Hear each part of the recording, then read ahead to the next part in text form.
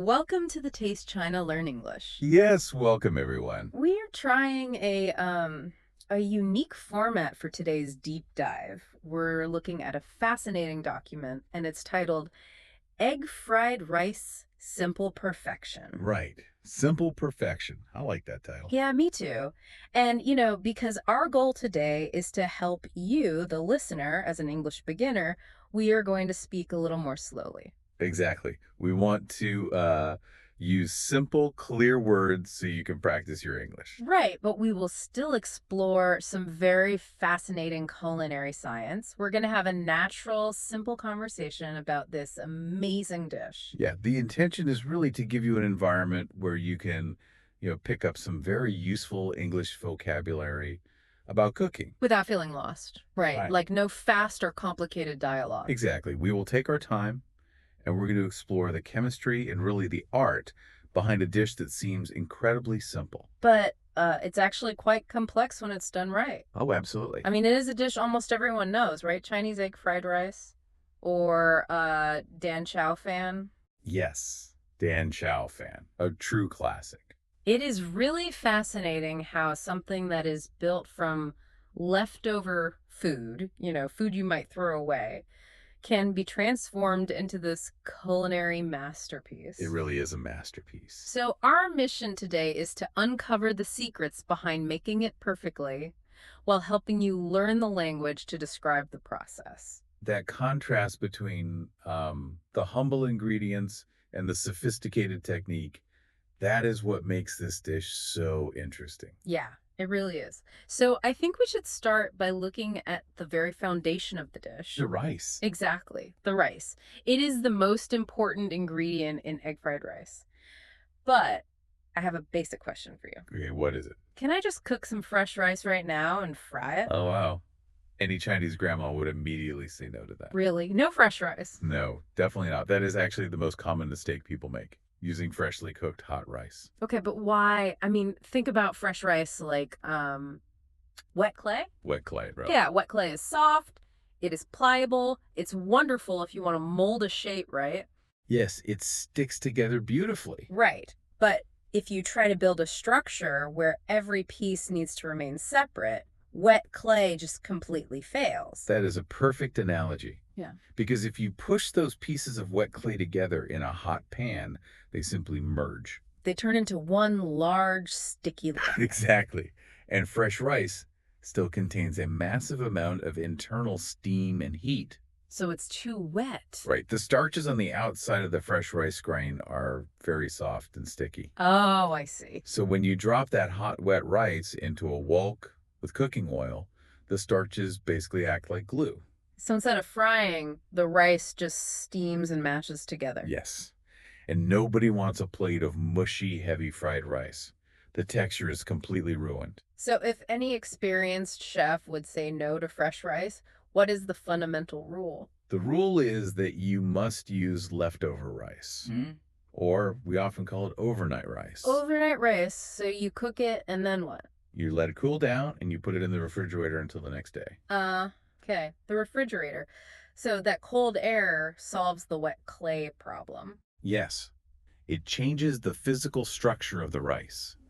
As it sits in the cold air overnight, the rice becomes dehydrated. Dehydrated. Let's look closely at that word for our listeners. Dehydrated. Yes, it's a great vocabulary word. In a cooking context, this means the cold environment actively pulls the excess water or moisture out of the rice grains. Exactly. The surface of the rice dries out, and the cold temperature causes the starches inside to firm up. So it loses that wet clay quality. It's not sticky anymore. Right. And the texture becomes what we call grainy. Grainy, okay. Yes. And this leads us to our first major goal in cooking this dish. We want every single grain of rice in the pan to be distinct. Distinct. That is a crucial English word to remember today. It really is. Distinct means clear, individual, and separate from everything else. Right. You want to be able to see the shape of every single grain of rice on the plate. The Chinese actually have a very famous poetic phrase to describe this ideal texture. It's Li Li Fen Ming. Li Li Fen Ming. Yes. And to translate that feeling into our target English phrase, we describe the perfect rice as separate and fluffy. Separate and fluffy. I like that. It's the ultimate goal. So the grains do not stick to each other, so they are separate. And fluffy implies a texture that is light and soft, not dense. Right. Not hard. Even though the rice was dehydrated and firm in the fridge, the cooking process brings back a soft, airy quality. Without making it sticky again. Exactly. But achieving that separate and fluffy texture requires patience. You cannot rush it. Because the preparation has to begin a full day before you actually want to eat. Yes, exactly. Okay, so moving from the foundation to the preparation.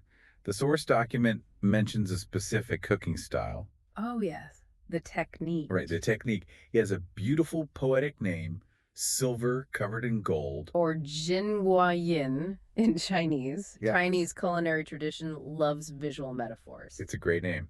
So to clarify for our listeners, the white rice is the silver and the egg yolk is the gold. You've got it. Yes, the white rice is silver, the egg is gold. Okay, but it's not just a pretty name, is it? It's an instruction. It is a very strict technical instruction. Because, most people know a standard way of making fried rice. Yeah. You heat the oil, you add the cold rice. Right, you break it apart in the pan. Yeah, and then you push the rice to the side and you crack a raw egg directly into the empty side of the pan. You scramble it and then toss everything together. Right. That's how I always did it. And there's nothing wrong with that standard method. You will find it in kitchens everywhere. But silver covered in gold is different. Completely different. You do not cook the egg separately in the pan. Oh, really? No. Instead, you must ensure that every single grain of that cold rice is coated in whisked raw egg before it even touches a pan. Wait, before it even goes on the stove? Yes. The mixing happens in a bowl first. Okay, so you are combining the cold, hard overnight rice with raw egg yolks in a bowl. Exactly. You crack the eggs, you separate the yolks, or use the whole egg, depending on the recipe, and you whisk them thoroughly. So whisking means beating the eggs quickly to mix them into a smooth liquid. Right. And then you pour this liquid over your bowl of cold rice. And you mix it, often by hand, until the egg covers the surface of every single grain. So the rice is now fully coated, every single grain? Yes, fully coated. That seems like a lot of extra effort before you even start cooking. I mean, what is the specific advantage? Why coat the rice? Well, the first advantage is visual. As you fry this coated rice, the egg cooks rapidly around each individual grain. Okay. And the resulting dish has this incredible shimmering golden appearance. Shimmering. That's a beautiful word. It means it reflects the light, right? It shines. Yes, it shines in a very appealing way. But beyond the visual appeal, there is a profound impact on the flavor. Ah, the flavor. The document mentions that this technique achieves uniformity. Uniformity. That is the key here. It elevates a simple dish to professional quality. So for our listeners, uniformity simply means that everything is consistent. It is the same throughout. Exactly. When you use the standard method, scrambling the egg on the side of the pan, your meal is inconsistent. Right, because you might take a bite that has a huge chunk of egg in it. Yes, and your next bite might be mostly plain white rice. But by coating the rice beforehand, you remove that inconsistency. Every single bite you take will have the exact same perfect balance of egg and rice. Wow, that makes so much sense. And there's one more benefit. That layer of egg acts as a protective barrier around the rice grain. Oh, so it stops the rice from absorbing too much cooking oil. Precisely. It keeps the final dish very light rather than greasy. That is brilliant. It transforms every single grain of rice into a miniature, self-contained meal. It really is pure culinary science. So now the rice is coated in its golden layer. It's time to introduce heat. Yes, the wok. And this brings us to the sensory experience of cooking. Cooking is like listening to music. Like music, how so? Well, you have to listen for the right notes. A kitchen is full of sensory information. Oh, absolutely. Things you see, smell, feel, and definitely hear. Many professional chefs rely on their ears just as much as their eyes. So what should the wok sound like? Well, the chef is listening for a very specific popping sound. A popping sound. Almost like popping corn. Yes, exactly like popping corn. When that egg-coated rice hits the wok, which gets incredibly hot, you hear this rapid popping. But why does it pop? The physics behind it are fascinating. Remember Right. earlier we talked about how the refrigerator dehydrates the rice? Right, it pulls the water out. Yes, but it does not remove 100% of the water. Yeah. There's still a tiny amount of leftover moisture. Moisture. That refers to the tiny amount of water left inside. Right, it's locked deep inside the core of the rice grain. So when that cold grain hits the extremely hot metal and oil, The heat transfers rapidly. yes, and that internal moisture instantly turns into steam. It expands and it evaporates. Evaporates. That is an important word. It means the liquid water turns into a gas and escapes into the air. Exactly. And as that steam violently escapes, the physical force actually causes the grain of rice to jump. Oh, wow. Yeah, if your wok is hot enough and your rice is properly dehydrated, the rice will literally start to dance in the wok. It dances. That's amazing. So the popping sound is just the audio evidence of that evaporation. Yes. And if your kitchen is silent, if the rice is just sitting there heavily in the pan, not dancing, Then the temperature's too low? exactly, it's a clear sign the rice will just absorb the oil and become heavy. Okay, so we're listening for the popping. What about the smell? Oh, the aroma is irresistible. Irresistible, meaning you feel a strong, natural pull toward it. You want to eat it immediately. Yes. The smell fills the kitchen. The document describes the aroma of the toasted rice as nutty. Nutty. Now, that word can be a bit confusing for beginners because there are no actual nuts in this recipe, right? No almonds or walnuts. Right, no actual nuts. In culinary English, we use nutty to describe that deep, warm flavor that happens when starch is brown over high heat. Like when you toast a piece of bread until it is brown. Exactly. Or when you melt butter until it darkens. It is a rich, roasted aroma. So we have the nutty toasted rice, and that mixes with the rich smell of the eggs frying. Yes. And the document calls this perfect combination of flavors savory. Savory. That is such a useful word to describe food in English. It really is. It refers to food that is salty, rich, or meaty. It is the distinct opposite of sweet, right? Exactly. A cake is sweet, but a plate of Dan Chow Fan is savory. Right. So we have our dancing rice, our nutty and savory aromas. The dish is almost done. Almost. But there are finishing touches. Yes, we cannot forget the aromatics. Yes, the aromatics. These are ingredients added specifically to introduce fresh, pleasant smells, to cut through the richness of the oil. Right. And for this dish, the aromatic is just a handful of scallions. Also called green onions? Yes, green onions. Yeah, But the instruction is very clear. They must be finely chopped. finely chopped. The physical size matters. You cut them into very small, delicate pieces. Because you want them to blend seamlessly with the small grains of rice. Large pieces of onion would ruin that delicate texture. And when do we add them? At the very end, At right? the very last second. Mm. If you add the green onions too early, the intense heat will destroy their fresh flavor. They turn bitter. So you add them right before you turn off the heat, just to warm them up. Yes, it preserves their bright green color and their sharp flavor. The bright green against the shimmering gold, it sounds perfect. It is. It really completes the dish. You know, this whole sensory experience really explains why the document classifies egg fried rice as the ultimate comfort food. Comfort food. Yes, that is a deeply cultural concept in English. It is. Can you explain comfort food for our listeners? Sure. It refers to a meal that provides emotional warmth, not just physical calories. It is food that makes you feel safe. Like the meal you crave when you are exhausted from a long day or when the weather is cold. Exactly. It offers a sense of nostalgia.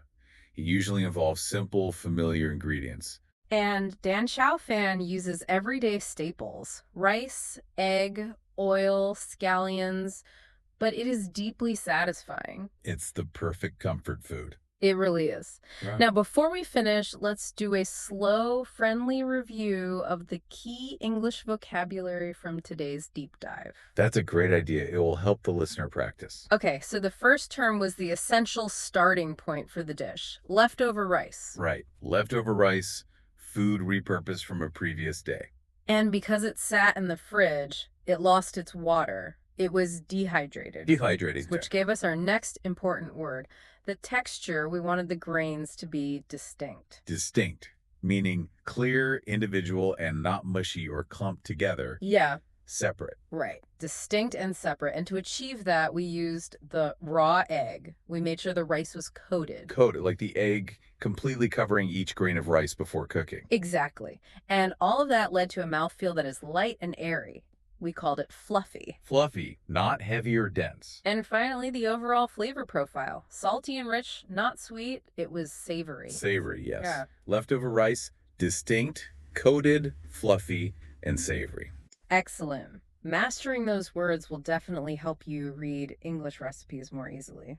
Absolutely. Well, as we wrap up today's deep dive, I want to leave you, our listener, with a final thought to ponder. Okay, what is it? We just spent this entire conversation talking about cold, leftover, dehydrated rice from yesterday, right? It's a very humble ingredient. Sitting in the fridge, it's hard, it's dry. Most people might just throw it away. It looks pretty useless. But isn't it amazing how something as humble as that can be transformed into a beautiful, shimmering, golden masterpiece today? Just with the little heat and technique. Exactly. It literally dances in the pan. It becomes this perfect comfort food. So my question for you is, what other leftovers in your life have hidden potential? Oh, I love that. Right, like maybe you have an old project or a forgotten hobby, an idea you put away a long time ago. It might seem dry and uninteresting right now. What if you bring it out, apply some fresh energy, give it a little bit of heat? What kind of perfect masterpiece could it become? That is a wonderful thought. It shows that perfection doesn't always need brand new materials. Exactly. We can transform what we already have. Well, we hope you enjoyed this slower, simpler conversation today. Yes, we really hope it helps you feel more confident with your English vocabulary. And maybe inspires you to look at your leftover rice in a new way. Please like, share, and subscribe to our channel. Keep practicing and enjoy your time in the kitchen. Until next time, goodbye.